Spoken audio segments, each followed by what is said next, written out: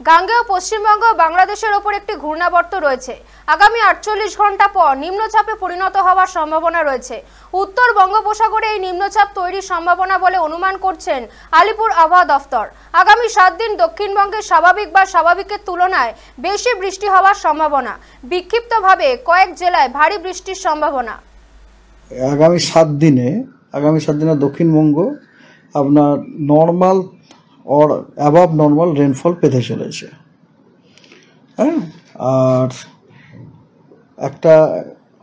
একটা cyclonic circulation already form করেছে গাঙ্গেয় পশ্চিমবঙ্গ এবং তার সংলগ্ন বাংলাদেশে, এবং এই সাইক্লোনিক সার্কুলেশনটি চক্রবাত ঘূর্ণাবর্ত যেটা বলে, সেটি সমুদ্রপৃষ্ঠ থেকে 7.6 কিলোমিটার ওপর পর্যন্ত বিস্তৃত, এবং এর যে অক্ষটি সেই অক্ষটি উচ্চতার সাথে সাথে দক্ষিণ দিকে ঝুঁকছে। এটা খুব ভালো লক্ষণ। গোটা দক্ষিণবঙ্গতে নর্মাল থেকে স্বাভাবিকের থেকে বেশি রেনফলের পূর্বাভাস দেওয়া হয়েছে।